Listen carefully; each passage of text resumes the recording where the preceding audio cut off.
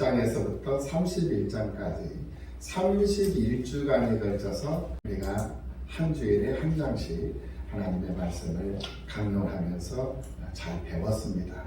그리고 이제 사무엘하 이제 1장으로 들어왔습니다. 원래 이 사무엘상 하의 이 말씀은 한문으로 이렇게 되어져 있는 말씀이에요. 그런데 70인 번역을 하면서 좀 더 알기 쉽게 하도록 하기 위해 가지고 한 학원으로 이렇게 나눠져 있습니다. 그러니까 사무엘상 31장 그 다음에 이제 사무엘하 1장인데 연결이 되어져 있는 것을 보면서 하나님께서 어떻게 당신이 선택하고 당신이 구별해 놓은 그 백성들을 섭리하시고 다스리시고 이끌어 가시는가를 우리가 이 말씀을 통해서 확인해 볼 수가 있습니다. 이 하나님께서 당신의 사람들을 어떤 상황으로 어떤 환경으로 이렇게 여러 가지 모양으로 이끌어 가시는데 우리 하나님은 절대 당신의 사람들을 포기하지 않으셔요. 절대로 하나님께서 외면하시지 않는다는 그 보면은 여호수아가 죽은 후에라고 또 이렇게 시작이 되고 있는 것을 볼 수가 있어요. 마찬가지로 오늘 본문에서도 사무엘하 말씀이 딱 들어오면서 사울이 죽은 후에라고 기록된 말씀으로부터 시작하고 있는 것을 볼 때 무엇을 의미하느냐? 이것은 바로 다윗의 왕국이 시작되었다라는 사실을 우리에게 알려주고 있는 그런 시작이다라고 생각을 해볼 수가 있습니다. 그리고 오늘 본문의 이 말씀은 다윗의 왕국이 시작된 것뿐만이 아니라 사울 왕이 죽었는데 이 사울이 죽은 이유는 경쟁자인 이 다윗이 사울의 죽음에 연관되어져 있느냐라고 의심을 해볼 수도 있는 대목인데 사울을 죽이고 왕위를 자기가 찬탈을 하기 위해서 빼앗기 위해서 혹시라도 그런 것 아니냐라고 생각해 볼 수도 있는데 전혀 사울의 죽음은 다윗과 무관하다라는 것을 보여주기 위한 그러한 내용의 말씀으로 시작하는 것을 볼 수가 있다는 거예요. 이스라엘 백성들은 사울과 다윗의 관계를 누구나 다 잘 알고 있습니다.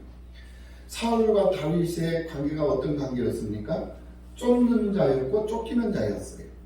그리고 죽이려고 혈안이 되어져 있는 사람이고 그리고 그 죽이려고 하는 그 사람을 피해 다니면서 그 사람을 또 죽일 수도 있었지만은 자기를 죽이려고 하는 그 사람을 죽일 수도 있었지만은 하나님께서 기름 부으신 종이기에 그를 죽이지 않았다라는 거예요. 죽일 수 없었다라는 거예요. 그것이 바로 신앙 양심이라는 거예요. 신앙 양심으로 세상을 살았다라는 거예요.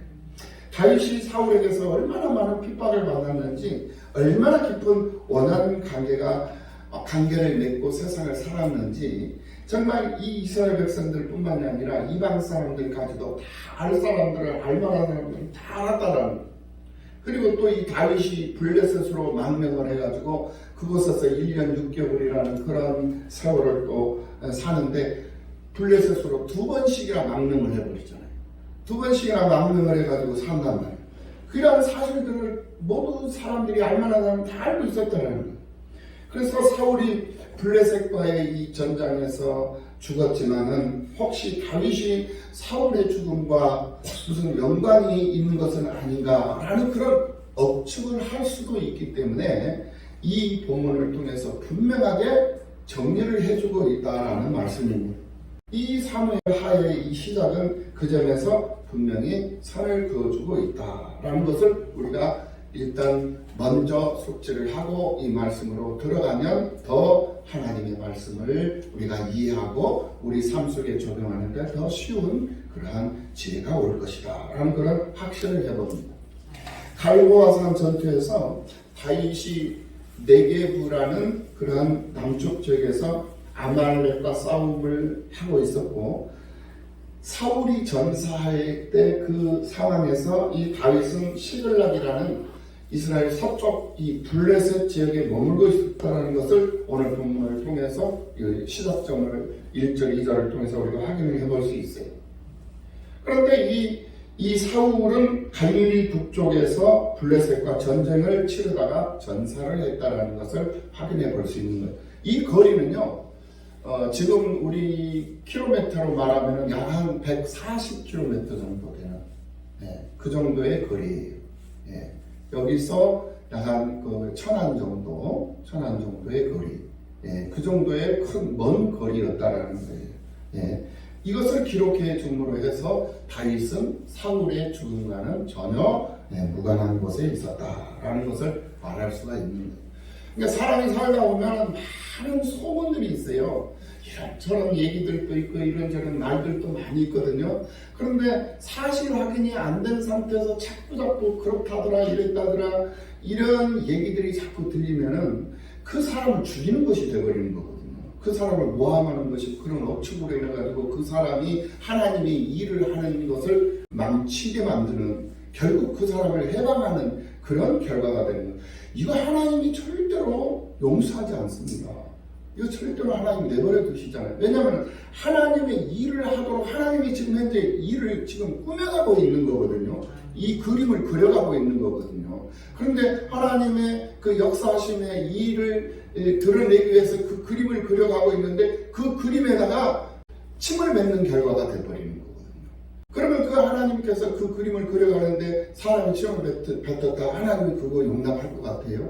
우리 하나님은요, 사랑이 많으신 하나님이시지만은 때로는 하나님은 긍휼히 여기시는 하나님이시기도 하지만은 때로는 심판하시는 하나님이시다라는 것도 우리는 분명히 알아야 된다는 거예요.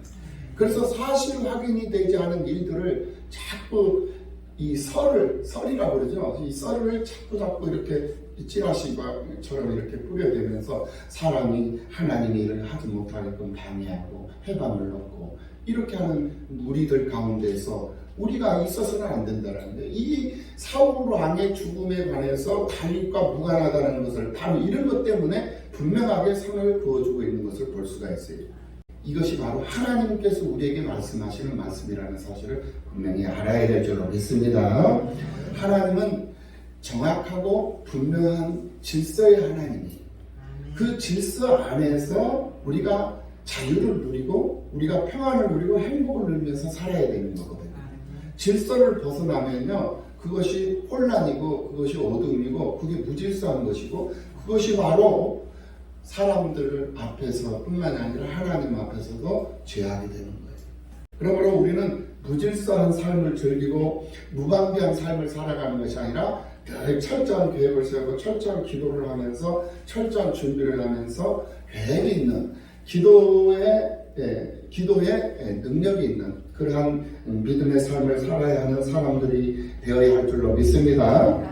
그리고는 이 사울의 죽음을 알리는 이 아말렉 청년을 우리가 이제 확인해 볼 수가 있는데요.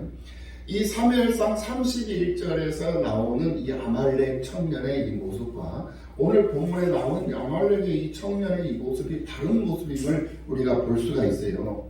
분명히 31장에서는 그 사울 왕의 무기를 든 자 그 아말렉 그 청년이 죽었거든요. 서로 다 자살을 했어요. 사울 왕의 세 자녀들이 전장에서 다 죽었어요. 사울도 죽고 사울의 세 아들들도 다 죽고 사울 왕의 무기를 든 자도 스스로 자결해서 죽었거든요. 그래서 다 죽은 상태예요. 그런데 오늘 본문으로 딱 상황이 전개되면서 어떤 상황이 나오냐, 똑같은 아말렉 청년이 또 나와요. 나와가지고는 그 사울 왕의 그 왕관이라든지 또 팔에 있는 고리를 벗겨가지고 다윗에게 내어놓습니다. 이 아말렉 청년은 사울 왕의 왕관을 갖다가 다윗에게 바치고 사울 왕이 끼고 있는 팔의 팔찌를 다윗 왕에게 바치면은 다윗에게 칭찬을 받고 새로운 다윗 왕국에서 한 자리 정도는 얻을 수 있을 것이다 라는 그런 생각을 했을 수도 있을 것입니다. 그래서 그런 계산에 의해서 이 다윗에게 호감을 받으려고 이렇게 목숨을 걸고 다윗 앞에 와서 지금 상황을 고하고 있는 것이죠. 그런데 이 다윗은 오늘 보면 이 11절 이하에서 보니까 다윗이 자기 옷을 잡아 찢었다라고 그랬어요. 그러니까 이 전장에서 길앗 전쟁터에서 지금 현재 벌어지고 있는 이 상황을 전해들은 이 다윗은 자기 옷을 잡아 찢고 함께 있는 사람들도 다 그리했다고 그랬어요. 그리고 사울과 그의 아들 요나단과 여호와의 백성과 이스라엘 족속이 칼의 죽음으로 말미암아 저녁 때까지 슬피 울면서 금식을 했다라고 그랬어요. 그러니까 하나님 앞에 무슨 문제가 있다, 하나님 앞에 정말 통곡할 일이 있다 하면은 이렇게 한 끼 두 끼 하루 정도는 금식을 하면서 하나님 앞에 그 자신의 그 갈급함을 하나님 앞에 간구하고 하나님 앞에 정말 아뢰는 그러한 모습을 우리가 이 장면을 통해서 확인해 볼 수가 있는, 그만큼 간절함이 있어야 된다는 거예요, 하나님 앞에. 그러니까 사울 왕이 어떤 사람이었습니까? 다윗을 못 죽여서 안달이 난 사람 아닙니까? 다윗을 못 잡아서 안달이 난 사람이에요. 그런데 그 사람이 죽었다라는 소식이 들린 거예요. 그 소식을 들었다면 웬만한 사람 같으면 아이고 잘 죽었다, 아이고 속상하다, 아이고 이제 나는 이제 살만 남네, 이런 생각을 할 거 아닙니까? 그런데 그렇지 않았다라는 거예요. 그 이유가 무엇인가 이제 설명이 되는데요. 그것뿐만이 아니에요. 사울 왕의 죽음으로 정말 다윗이 기뻐하는 것이 아니라 오히려 다윗은 슬퍼하고, 다윗은 오히려 자신의 옷을 찢으면서 자신과 함께하고 있는 백성들까지 함께 사울의 그 죽음을 슬퍼하고, 또 요나단의 그 죽음을 안타까워하면서, 요나단은 다윗과의 관계는 어떤 관계였습니까? 요나단은 사울 왕의 왕자잖아요. 왕서자예요. 후계자라는 말입니다. 그런데 그 후계자의 그 자리를 다윗에게 양보를 해줬잖아요, 요나단이.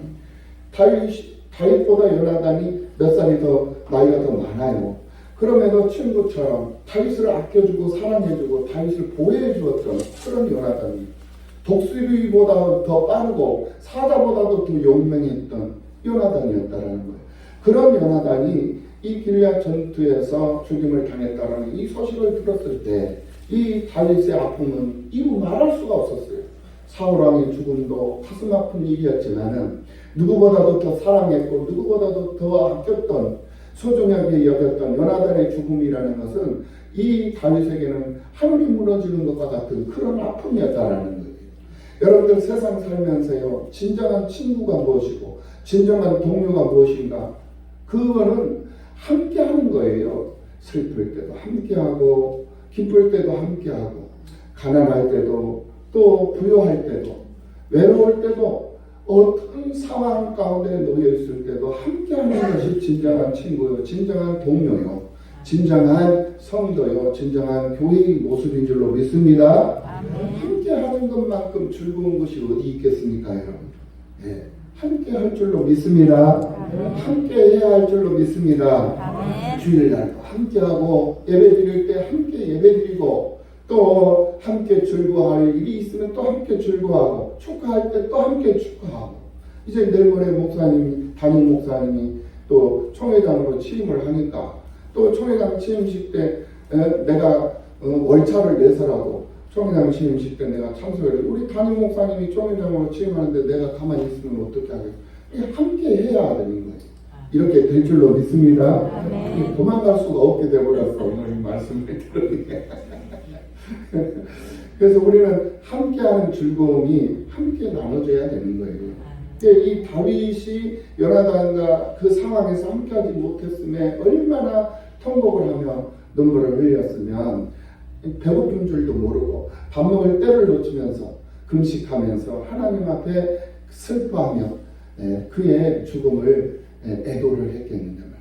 그래서 오늘 본문 17절 말씀에서 다윗이 이 슬픈 노래로 사울과 그의 아들 요나단을 조상하고 했어요.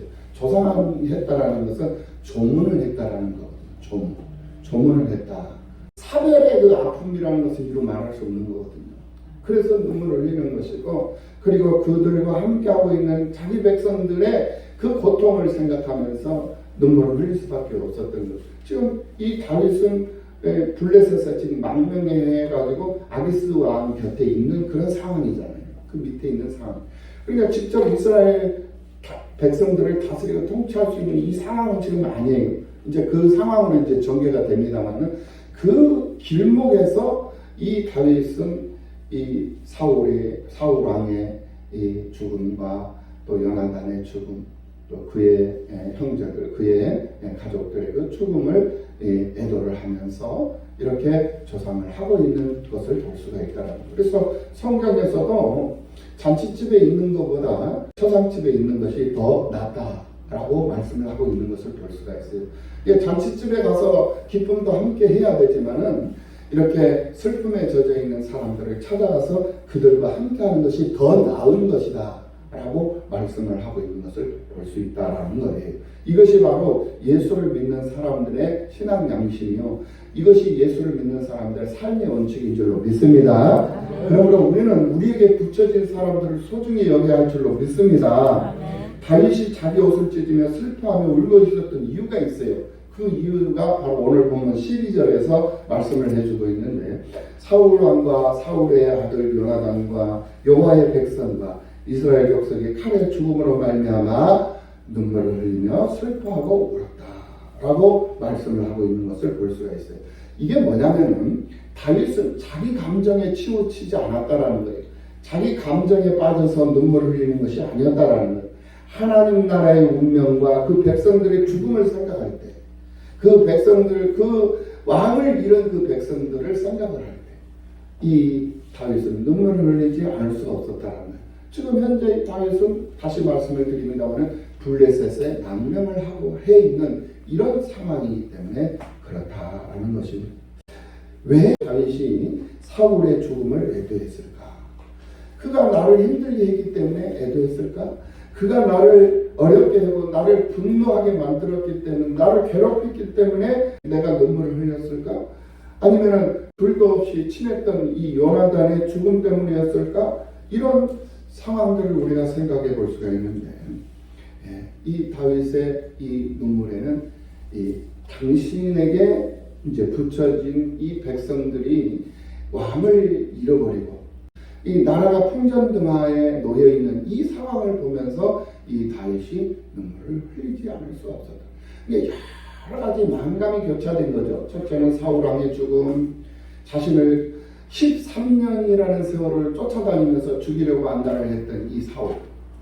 처음에는 하나님의 영에 사로잡혀서 하나님의 사람으로 성실히 쓰임을 받았는데, 살다 보니까 욕심이 거해지고 시기 질투심이 들어와가지고 자기가 시기하고 있는 줄도 모르고 질투하고 있는 줄도 모르고 자기가 모든 것을 다 가졌음에도 불구하고 어린 자식 같은, 자식이죠, 사위니까 어린 자식의 자식을 향한 그 백성들의 그 찬양과 그 찬송의 소리가 너무나도 귀에 거슬리는 것, 그것 때문에 이제 시기를 하게 되고 질투를 하게 돼서 결국 다윗을 잡지 못해서 혈안이 되어져서 국력을 다 소진해버리잖아요. 경제력을 소진해버리고 군사력을 다 소진해버리고, 그리고는 이 백성들을 돌아보는 일에 소홀히 하고 결국 모든 국력을 다 탕진해버리고는 블레셋이 쳐들어오니까 그 블레셋을 막을 수가 없는 그런 상황이 돼가지고 그 용사였던, 독수리보다도 더 빠르고 사자보다 더 용맹했던 요나단까지 전장에서 죽임을 당하는 이런 상황에 이르게 되어버립니다. 그러니까 너무나도 통곡하지 않을 수 없는 그런 상황이었다는 거예요. 그러니 다윗이 울 수밖에 없었던 것이죠. 그리고 주인을 잃은, 왕을 잃은, 다스림을 다스려줄 수 있는 사람을 잃은 그 백성들이 안타까워서 울 수밖에 없었고, 자기는 지금 현재 이 상황에서는 아무것도 할 수가 없어, 할 수 있는 일이 아무것도 없었다는 거예요. 할 일도 없었고 할 수 있는 일도 없었고 해줄 수 있는 일도 없었다는 거예요. 왜? 자신이 지금 현재 블레셋에 망명을 해 있기 때문에 그럴까요? 그러니 이 다윗은 이 상황을 전해 듣고 눈물을 흘리지 않을 수가 없었던 것이죠. 그리고 그 상황을 이제 보고를 했던 이 아말렉 청년, 이 아말렉 청년은 자기 착각 속에 빠져 있었던 거죠. 자기가 이 사울 왕의 왕관을 가지고 가고 사울 왕의 팔찌를 가지고 다윗에게 가지고 가면 다윗이 자기를 다윗 새로 이제 왕국이 시작이 될 때 어떤 자리를 한 자리를 해주지 않겠느냐, 한 자리를 차지할 수 있도록 이렇게 해주지 않겠느냐, 그런 생각을 하고 그런 꿈을 꾸면서 이 다윗에게 갔을 거라는 거예요. 그런데 그의 생각과는 정반대의 상황이 이제 전개된 거죠. 자기가 죽였다고 하지 않았으면 상관이 없었을 거예요. 그런데 자기가 죽였다고 해버렸기 때문에 문제가 된 거예요. 나도 기름 부은 자를 죽이지 않았는데 하물며 너 할례 받지 않냐는 너 보잘것없는 너 이방인 이 청년이 어린 네가 감히 사울아 하나님의 기름 부은 자를 네가 죽였다? 이거는 용납할 수 없는 것이다. 해서 다윗이 그 아말렉 그 청년을 죽여버려요. 우리 이것을 알아야 된다는 거예요. 그러니까 우리는 다윗이 왜 성공할 수 있었느냐? 다윗은 하나님 앞에 모든 것을 맡겼어요. 자기가 사울왕을 죽일 수 있었던 그런 상황이 두 번씩이나 있었잖아요. 무장 해제를 하고 무장 완전히 해제하고 불 속에 들어가지고 똥 싸고 있는 사울. 그 사울을 다윗이 그 옆에 숨어 있었음에도 그곳에 있는 그 사울을 무장 해제한 사울을 죽이려면 단방에 죽일 수도 있었죠. 그런데 죽이지 않냐고 그 고동만 살짝 베어가지고 그것을 증거로 내놓잖아요. 예. 그러니 사울이 그것을 보고 통곡을 해요. 그래서 자기가 잘못했고 자기가 부끄러운 그런 자신의 모습을 한탄을 하면서 그럼 조금 세월이 흐르면 다시 그 시기 질투가 또 나와가지고 또 다윗을 잡지 못해서 죽이지 못해서 한다.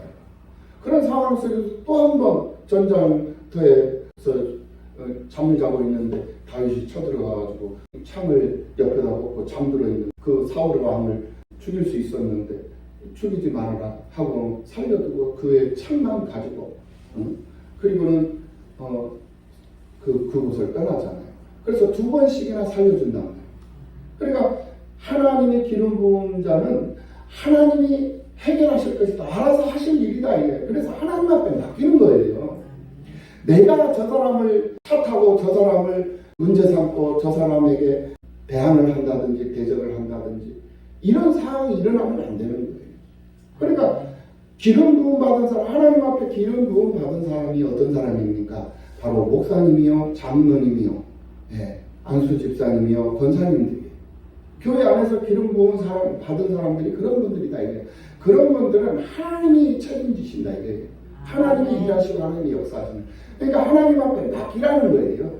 저 사람이 어쩌다 이 사람이 어쩌다 사람 소리에 귀 기울이지 말고 사람 소리에 마음 흔들리지 말고 그거는 하나님이 하실 일이니까 하나님 앞에 맡기고 나는 기도할 뿐이야. 그 사람을 위해서 기도할 뿐이야. 이 다윗은 사울왕을 위해서 기도했던 거예요. 사울왕을 위해서 기도해요. 악령에 사로잡혀가지고 평생을 한 손에 창을 들고 살았던 사람이 사울왕. 왜 평생 동안 사울왕이 이 창을 들고 살았습니까? 이 창은 사람을 죽이는 일에 쓰는 도구였다라는 거예요. 그러니까 결국은 사울왕은 사람 죽이려고 사람 죽이는 일에 쓰려고 창을 들고 세상을 살았던 거예요. 그런데 다윗은 어떻습니까? 다윗은 평생을 수금을 들고 살았어요. 수금이 뭡니까? 바로 찬양하는 것 아니겠습니까? 하나님을 노래하고 하나님을 찬양하고 그 수금으로 많은 병자들을 고쳐주고 많은 환자들을 고쳐주고 회복시켜주는 그런 일을 즉 살리는 일에 쓰임을 받으면서 살았던 이가 바로 다윗이었다는 거예요. 그러니까 사울은 죽이는 일에 앞장서면서 혈안이 되어서 살았고 다윗은 살리는 일에 앞장서서 혈안이 되어서 세상을 살았던 사람들. 똑같이 하나님 앞에 기름 부음 받은 사람인데 왜 이 사람은 죽이는 일에 쓰임을 받고 왜 이 사람은 살리는 일에 쓰임을 받느냐 이게. 그런 상황 속에 놓여 있었음에도 불구하고 이 살리는 일에 쓰임을 받았던 이 사람은 이 하나님이 기름 부은 이 죽이는 일에 쓰임을 받는 이 사람을 죽이지 않았다라는 거예요. 이 사람을 모욕하지도 않았고 이 사람을 탓하지도 않았어요. 이 사람을 원망하지도 않았어요. 이게 바로 하나님 앞에 기름 부음 받은 자로 살리는 자로 세상을 살고 있는 사람의 모습이었다는 거예요. 오늘 우리들은 어떤 모습으로 세상을 살아야 되느냐 여기서 우리가 생각해 보지 않을 수가 없는 거예요. 사울의 죽음, 요나단의 죽음, 그의 형제들의 죽음, 그의 백성들의 죽음, 아무것도 할 수 없고 아무것도 할 수 있는 일이 없음에도 불구하고 다윗은 그 모습, 그 소식을 듣고는 눈물을 흘릴 수밖에 없었어요. 왜 눈물을 흘릴 수밖에 없었느냐? 그의 죽음이 안타깝고 그동안 삶의 그 세월을 그를 위해서 그를 피하면서 살아왔던 그 인생이 너무나도 서글펐고 또 통치해주는 그 왕을 잃은 그 백성들이 너무나도 안타까웠기 때문에 이 다윗은 울 수밖에 없었고 눈물을 흘릴 수밖에 없었다. 이런 상황에서 이 다윗의 모습을 보면서 오늘 우리들은 어떤 모습으로 세상을 살아가야 할 것인가를 생각해보지 않을 수가 없다는 거예요. 살리는 일에 쓰임을 받는 여러분들이 되시기를 예수님의 이름으로 축원합니다. 세상 사람들의 말에 귀 기울이면 안 돼요. 사실이 확인되지도 않은 그런 썰에 자꾸 귀가 자꾸 쏠리고 자꾸 마음이 흔들리고 이런 상황이면 이게 사탄 마귀들의 장난에 놀아나는 거예요. 그러니까 마귀의 밥이 되는 방법이 바로 그런 모습이에요. 사람 소리에 귀를 기울이면 바로 즉각적으로 마귀의 밥이 되는 거예요. 그러니까 우리는 마귀의 밥이 되면 안 돼요. 할렐루야. 마귀의 밥이 되면 안 되는 거예요. 우리는 하나님의 사람들이에요. 그래서 마귀를 우리는 지배할 수 있는, 마귀를 때려 눕히고 마귀를 통치하고 마귀를 이겨낼 수 있는 그런 능력의 사람이고 그런 권세를 우리가 가지고 있는 사람들인데 마귀의 밥이 되어버리면 안 되는 거예요. 네. 그래서 세상 여러 가지 그런 악한 소문들, 악한 그런 얘기들이 있어도 사실 확인이 되지 않는 일들은 신경 쓸 것도 없고 그걸 귀담아 들을 필요도 없고 그랬다고 할 필요가 없다라는 거예요. 그리고는 하나님만 바라보고 하나님이 세우신 종을 위해서 기도하고 기름 부은 사람을 위해서 기도하고 장로님을 위해서 기도하고 권사님을 위해서 기도하고 안수 집사님을 위해서 기도하고 목사님을 위해서 기도하고 또 전도사님을 위해서 기도하고 강사님을 위해서 기도하고 하나님의 종들을 위해서 기도하는 우리 모두가 다 되어서 하나님께 영광을 돌리는 여러분들이 다 되시기를 예수님의 이름으로 축원합니다. 기도는 만사를 해결하는 거예요. 아멘. 만사를 해결하는 방법이 기도예요. 아멘. 예, 그러니까 기도로 모든 상황을 잘 이겨낼 수 있는 여러분들이 되시기를 예수님의 이름으로 축복합니다.